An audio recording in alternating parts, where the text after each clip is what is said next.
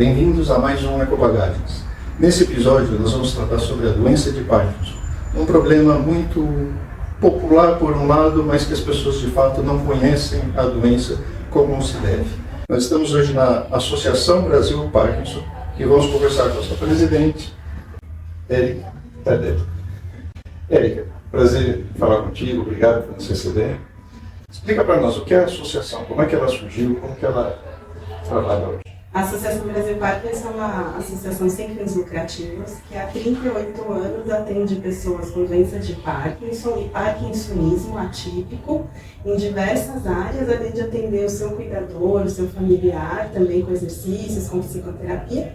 E a associação é uma entidade, então, sem fins lucrativos que vive exclusivamente da doação de seus associados. A gente não tem nenhuma ajuda governamental, sobrevive dessa forma e presta serviço, então, de forma integral para todas as dificuldades relacionadas à doença e de forma integrada. Então, os profissionais aqui discutem os casos e o paciente tem um cuidado centrado na sua dificuldade atual. E hoje, além de vocês darem assistência aos parkinsonianos, vocês também apoiam iniciativas relacionadas aos direitos deles. Como é que isso é trabalhado aqui? Infelizmente, o brasileiro, como um todo, não sabe muito bem de todos os seus direitos, além do mais quando você adquire uma doença neurodegenerativa, ainda incurável, e que você pode ter alguns direitos já em Constituição, como, por exemplo, 25% de acréscimo na sua aposentadoria se você tem uma dificuldade que você vai precisar de um cuidador. Então a pessoa vai ter um gasto maior, né? Às vezes deixa de contratar e não sabe que pode ter um acréscimo na aposentadoria. Toda a medicação fornecida pelo SUS, as pessoas chegam aqui e não sabem. Então a gente fez uma cartilha dos direitos, um guia, né? Os direitos da pessoa com Parkinson, que pode ser baixada no nosso site. O Parkinson é uma doença conhecida popularmente pelo tremor, quase sempre das mãos, até porque é mais visível, é mais notável, né? Mas o Parkinson como doença, ele tem uma série de consequências, uma série de características, né, da doença que dificulta até o seu diagnóstico. Como isso é trabalhado num sentido mais assertivo do diagnóstico da doença? Isso é uma barreira importante porque precisa da expertise do médico para fazer o diagnóstico. Uma vez que não tem nenhum teste clínico assim, de laboratório que possa diagnosticar. É só o exame do médico, então necessita de um profissional habilitado, especialista em distúrbios do movimento para fazer esse diagnóstico. Isso no Brasil, infelizmente, ainda existem poucos profissionais para a demanda crescente de novos pacientes com a doença de Parkinson. Então é importante que a pessoa tente procurar, além do profissional ser neurologista, que ele seja especialista em distúrbios do movimento para o diagnóstico acertado. Então o profissional mais adequado é o neurologista, muito embora a gente saiba que tenham outras características que supostamente tem em outras áreas, né? A constipação intestinal, a ansiedade e uma série de outros aspectos. A doença de Parkinson a gente fala que é um mundo, né? Porque existem doenças assim relacionadas ao Parkinson que está relacionada a outras doenças que não só o próprio Parkinson, como você falou bem, o intestino preso, a constipação intestinal que pode vir até 20 anos antes do diagnóstico motor. Mas não quer dizer, você que está nos ouvindo, que tem constipação intestinal, que é sintoma de Parkinson. Mas são alguns sintomas, né, Luciano, que podem ajudar no diagnóstico. Você relatar para o seu médico, se você tiver lentidão de movimento, que é o principal sintoma da doença de Parkinson. Se você tem o tremor, que como você disse, o que chama atenção, rigidez, né, em algum membro, leve essas informações de falta de sentir cheiro, ou diminuição da capacidade de sentir cheiro, do intestino preso, de alterações no sono, por exemplo, de ansiedade, de depressão. São critérios de suporte para o diagnóstico que vão ajudar o seu médico. Me fala um pouco da instituição. Como é que vocês funcionam no dia a dia e a pessoa que necessita de atenção, como é que ela pode ter acesso à Associação Brasil Parkinson? Ela procurando a associação, ela traz o encaminhamento do seu médico dizendo que ela tem doença de Parkinson ou parkinsonismo atípico, então a gente precisa de um laudo do médico atestando o diagnóstico e a partir daí ela é avaliada de forma interdisciplinar, então ela passa por avaliação da fisioterapia, avaliação da fono, da terapia ocupacional, então são vários profissionais que fazem a avaliação e colhem as queixas dos pacientes. A gente pergunta o que nos próximos 6 meses o senhor quer mais melhorar. Então, dentro disso, vocês fazem uma avaliação e estabelecem um programa de tratamento, digamos assim. Exatamente, de acordo com o que ele quer melhorar mais. Vocês têm uma série de habilidades, uma série de atividades. São 22 atividades que nós temos aqui. Nós oferecemos de acordo com as dificuldades. Então, por exemplo, é diagnosticado um déficit de equilíbrio, nós indicamos a atividade A, B ou C, de acordo com essa dificuldade.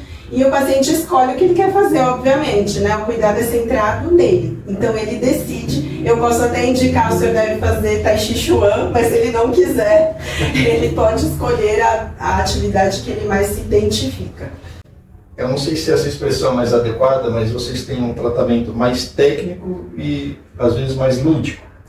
Tem também esse... É importante ter atividades que, junto com as atividades padrão, digamos assim, a físio, a fono, que possam complementar, né? Essas atividades, essas que a gente chama integrativas, têm ajudado muito e têm sido estudadas. Então, as que a gente tem aqui, como o ping-pong Parkinson, como o box Parkinson, como o tango, já existem trabalhos mostrando algumas boas evidências dos efeitos. Então, as que nós temos aqui não são propostas aleatoriamente, são porque já existem evidências de que podem ajudar no controle de alguns dos sintomas. Você foi bem na linha do que eu queria. Essas são atividades mais lúdicas que não deixam de ser... terapêuticas e, de um certo modo, diversão também. E tem outras que eu diria mais técnicas, que, por exemplo, a parte psicológica para ansiedade, ou a dificuldade de deglutição, né? Aí já é um trabalho mais técnico, propriamente dito. Infelizmente não tem como fugir delas. Eu sou fisioterapeuta, mas eu sei que muitas vezes fica cansativo e o paciente precisa fazer para sempre, né, o exercício. Então a gente complementa. Então, como você citou bem a questão da fono, a gente também complementa com canto coral. Então o paciente faz o exercício da fono 2 vezes por semana, mas às sextas-feiras ele vem cantar. Então é um terceiro dia de terapia, sem dúvida, mas como você falou, sai um pouco daquela atividade formal, né? Mas enquanto isso ele está treinando também, sem perceber. E fora o ambiente social que se cria. Sem dúvida, Luciano, esse pertencimento, essa integração e inclusão são muito importantes, que os pacientes têm tendência a se isolar, né? Até porque toda doença tem um fator psicológico envolvido, né? A vontade de desenvolver a solução para a doença. É verdade. Do ponto de vista econômico, como vocês funcionam? Nós vivemos exclusivamente da doação de associados e pessoas interessadas na causa, então nós vivemos 100% da doação. Nós conseguimos sobreviver porque muitos dos nossos profissionais são voluntários, como toda a diretoria, então a conta só fecha porque a gente conta com a participação de voluntários e profissionais que realmente aqui recebem uma remuneração muito pequena para o tamanho do currículo das pessoas aqui, que são muitos mestres, doutores em Parkinson. Então a associação ela oferece um atendimento de qualidade e a gente pede uma contribuição bem pequena e muitas vezes nenhuma contribuição se ele tiver um atestado da nossa assistência social de impossibilidade para contribuir. O atendimento é absolutamente sem contribuição nenhuma. E quem quiser doar, e se doar dinheiro ou contribuir com a instituição? Nós temos uma coordenadora do voluntariado, então quem quiser se voluntariar, trabalho aqui não falta, então qualquer habilidade que você tiver e quiser doar, a gente recebe essas pessoas, é acolhido pela Kátia, que é a coordenadora do voluntariado, que entrevista e que direciona para as necessidades da associação. E para quem quiser fazer doações, é só entrar na nossa página na internet, que tem todas as informações sobre os dados da associação. Érica, muito obrigado por nos receber, parabéns por esse trabalho que vocês fazem, né?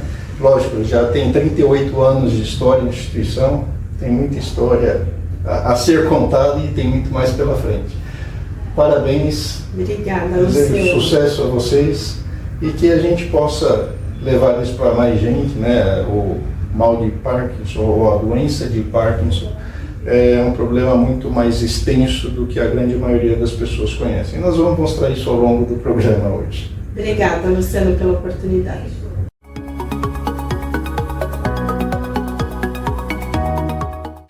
uso bastante na minha alimentação. Tanto. Disciplina, respeito pelo animal.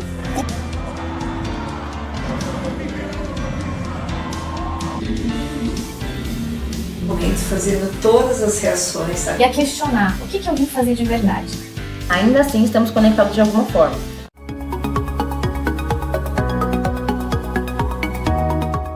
Estamos com o Dr. Augusto Coelho, ele que é neurologista especializado em transtornos do movimento e apoia a ABP, a Associação Brasil Parkinson. Doutor, obrigado por nos receber, prazer conhecê-lo. Nos conta um pouquinho qual a sua participação, qual o seu papel dentro da ABP para com os pacientes. Bom, obrigado pelo convite, por participar, falar desse tema que é tão relevante. Bom, o meu papel na ABP vai desde o diagnóstico, né, esses pacientes que chegam com sintomas e têm o receio de ter a doença de Parkinson, até o tratamento e acompanhamento horizontal. Né? Esses pacientes precisam de acompanhamento com um médico neurologista, especialmente, idealmente, aí, com um médico especialista em transtornos do movimento, que vá alterando medicamentos, dando orientações a respeito de atividades complementares ao longo aí da vida. Para nós, como é que funciona o diagnóstico do Parkinson? Porque nós sabemos que a principal característica é o tremor, mas existem casos sem tremor, e por sua vez, o tremor também não é exclusivo do Parkinson. Como é que funciona esse processo de diagnóstico?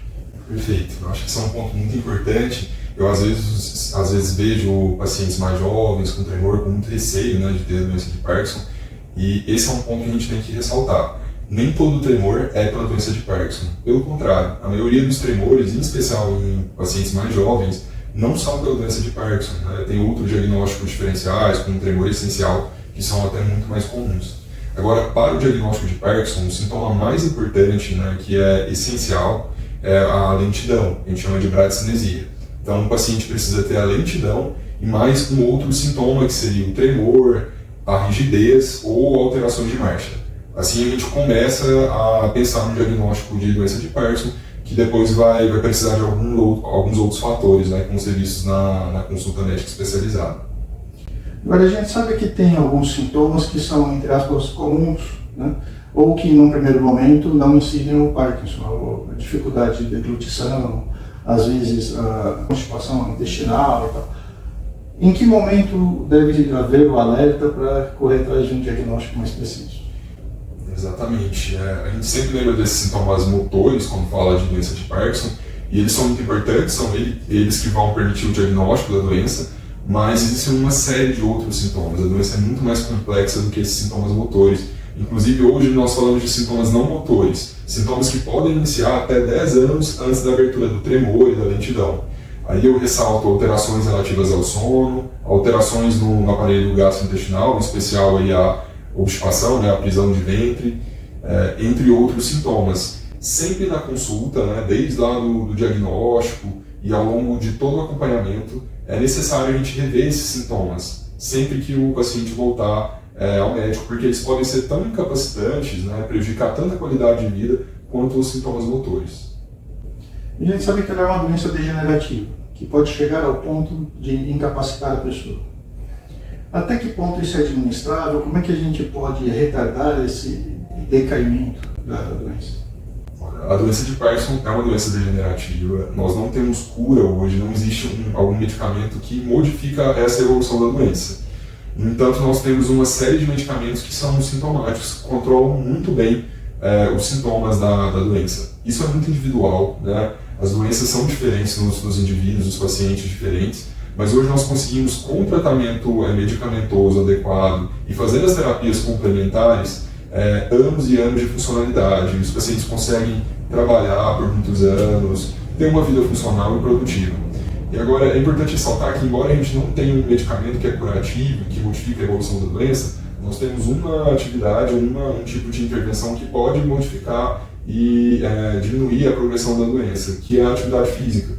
Então é algo muito importante para a gente ressaltar, estimular desde a primeira consulta, né, desde que o paciente tenha diagnóstico de doença de Parkinson. Então faça uma atividade física. Ou seja, atividade física, mais uma vez, é bom não só para o físico, mas para a mente também. Também. Doutor, o que o senhor considera um case de sucesso? Olha, essa é uma pergunta muito boa, muito interessante. Eu falaria que um case de sucesso ele pode ser diferente. Tem vários tipos de case de sucesso. Se eu estou diante de um paciente mais jovem que teve esse diagnóstico recente, talvez numa idade que ele ainda é produtivo, que a família ainda depende dele para o sustento, né, para o próprio sustento, o case de sucesso seria ele manter as atividades dele, continuar trabalhando de forma funcional, contribuindo ali para a formação da família como um todo. Mas se eu tenho um paciente que é idoso, que ele está muito sintomático, que ainda não tem um diagnóstico, ou que está sendo maltratado, e a partir do momento que ele recebe o diagnóstico adequado, ele volta a ser funcional, ele volta a ter qualidade de vida, isso também é um case de sucesso. Então eu resumiria que um case de sucesso é um paciente que consegue manter a qualidade de vida e se manter produtivo, mesmo dentro das próprias limitações dele. Estamos aqui com a doutora Cristiane de Mello, carinhosamente chamada de Cris.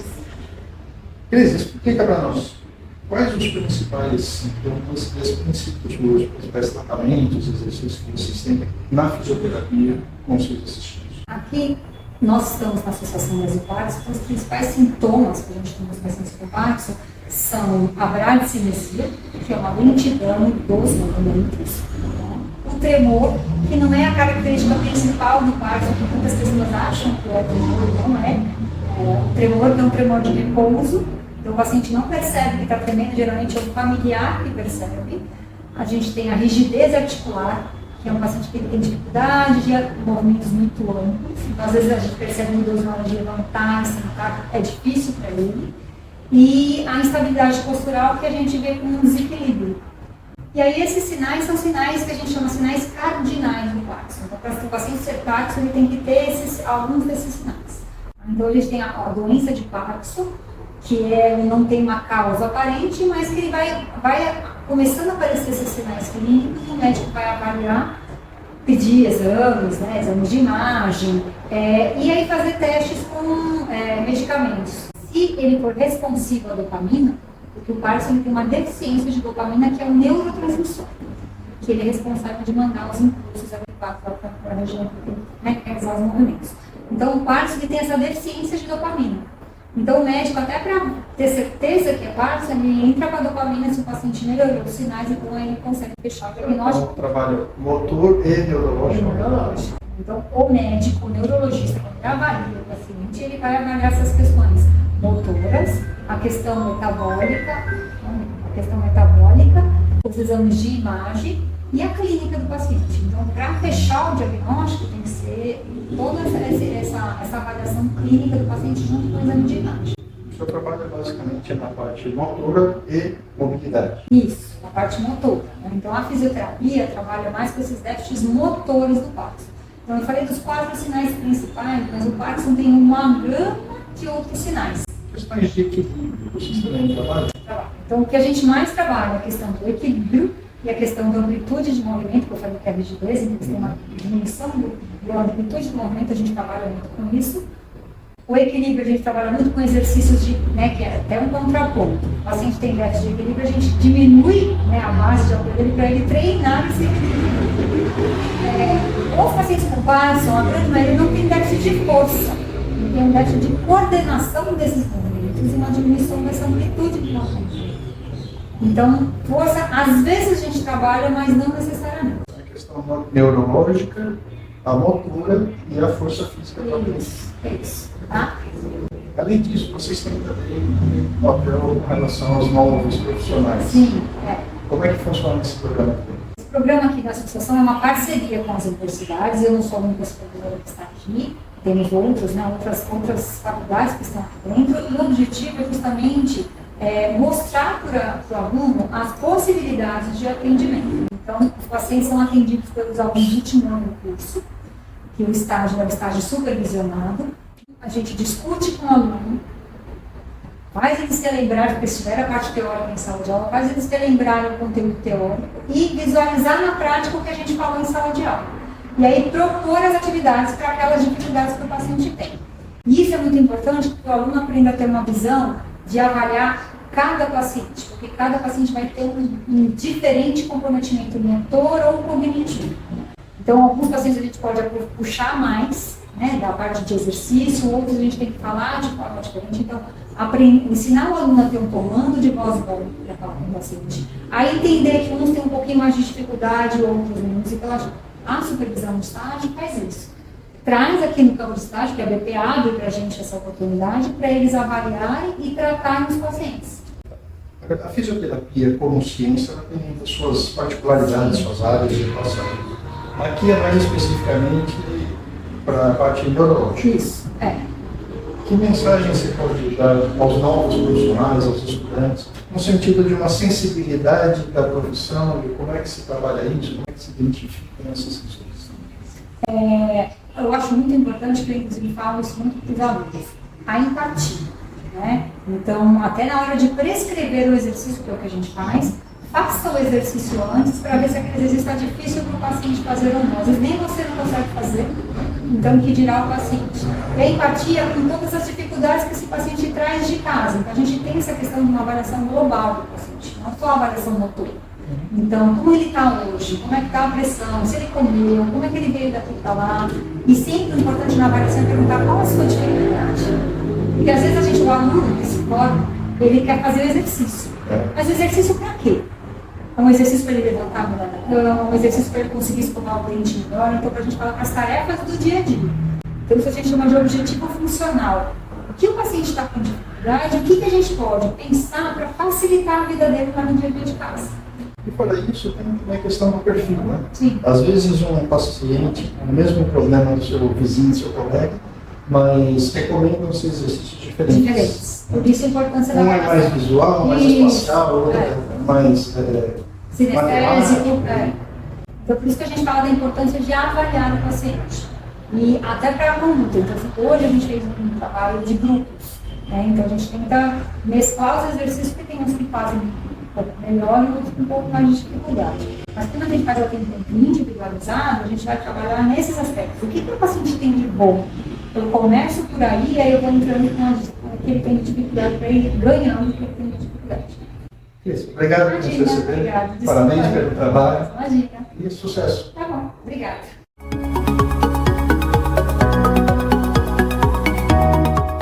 Eu uso bastante na minha alimentação, tanto Disciplina, respeito pelo animal.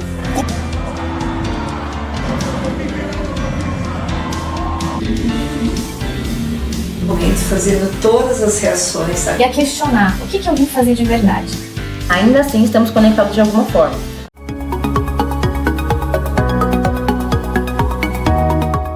Estamos aqui com o personal Diego Brunner. Diego, eu estive com vocês lá no sábado acompanhando o ping-pong Parkinson. E eu sei que você aqui conduz esse trabalho todo. Sim. Quais os principais benefícios que vocês identificaram nesse tratamento? O pessoal melhora muito o equilíbrio, a locomoção, a concentração, principalmente a força.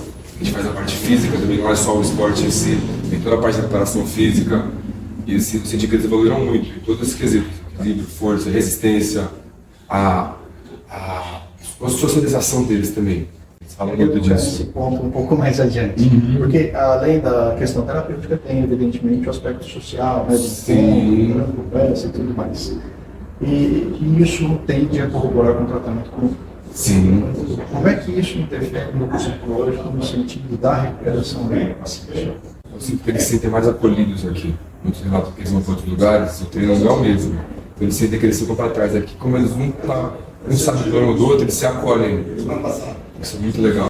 Deixa de ser um apoio também. Isso. E além disso, tem o boxe. Isso. Na verdade, não é o boxe propriamente dito, né? Sim. É um exercício inspirado no boxe. Tem uma parte de boxe, sim. Tem o que nós vamos acompanhar hoje. Isso, vamos acompanhar. É aquele que é inspirado no boxe. Que foi Isso, que foi no campeonato. Isso, aquele é uma adaptação, porque eu não vou colocar de uma lutada, soco na cara do outro, né? Um negócio que me chamou a atenção aqui, exercício logicamente, o objetivo é a coordenação motora e o equilíbrio, porque lá tem todo um jogo de mais complexo. Sim. Né? E uma das regras é que a metade eu uso a mão esquerda, outra metade com a mão direita. Isso. Exatamente a bilateralidade. Isso. E de fugir também, né? Porque o boxe é arte de tocar sem ser tocado. Exato. E agora nós vamos acompanhar com o boxe propriamente dito. Sim, agora vai ser com a luva e com a manopla. Não é soco na cara, mas tem soco. Um dos problemas do Parkinson, até porque normalmente atinge pessoas de idade mais avançada, e também a questão da força física propriamente dita, além do aspecto neurológico como um todo. Sim. Como é que o boxe colabora com tudo isso? O boxe ele obriga você a trabalhar com as duas mãos, porque você tem que socar com as duas mãos. O ping-pong, a coordenação fina é muito bom, mas é uma mão só. O boxe ele te obriga a trabalhar com as duas, muita lateralidade. Aquela comoção sempre para frente e para trás, o equilíbrio. O boxe você tem que ficar com a base sempre aberta. Eles aprendendo isso, eles vão deixar de cair fora daqui. E você percebe muita diferença em termos da resposta do exercício em pessoas de maior ou menor idade? Percebo. Ou é mais em função do grau da doença? Tem os dois.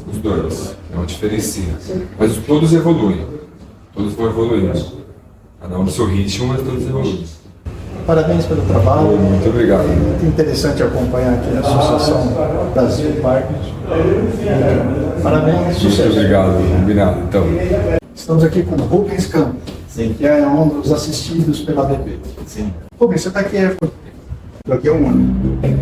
Muito brasileiro, porque realmente é um lugar onde se encontra todas as pessoas com o mesmo problema meu, com uma segurança enorme pelos profissionais que a gente aqui dentro. Legal. Há quanto tempo você pratica esse boxe?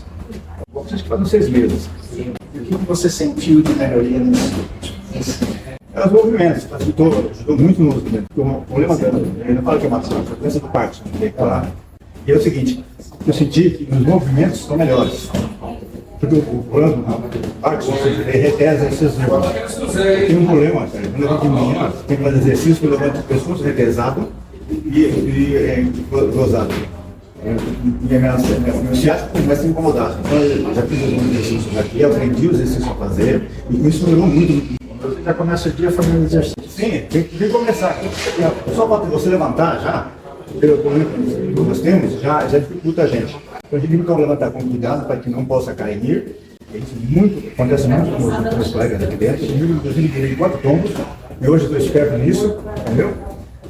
E o boxe, ele te ajuda não só a recuperar os movimentos mais finos, mas no aspecto da força também. Sim, a gente consegue, através do boxe, o conectivo, que é o meus impactos me afetam. Então a gente põe exercícios de movimentos de braço e também a intenção que você quer atingir, o objetivo seu. Então isso força você também, além do músculo, a mente. E além disso, o equilíbrio e a questão postural. Também colabora muito. Pelo contrário, para mim foi maravilhoso. Porque além do boxe, eu também faço aqui dentro, no ping-pong. Faço ali e faço fono. Então para a gente, e nós, estamos começando, não tem igual, não tem preço que fica o que nós trabalhamos com a informação. Mas a dança também? Eu sei que tem o tango no meio das atividades. Olha, eu sou japonês para dança, fico orientais, mas sou japonês para dança. Meu sogro era bailarino, dançava muito. Minha esposa dança, minha esposa está fazendo aula de tango. Eu, cara, não fazendo nada. Dança para mim. E me fala uma coisa, entre o ping-pong e o boxe, o que você sentiu de diferença quanto à recuperação? Olha, né? Os dois complementam o outro. Porque no ping-pong você movimenta muito o corpo. Você fica no adversário, não tem com você. E o boxe também, o boxe você está, hora você está submetindo alguém, ganha bater em você, você faz a defesa. Parabéns.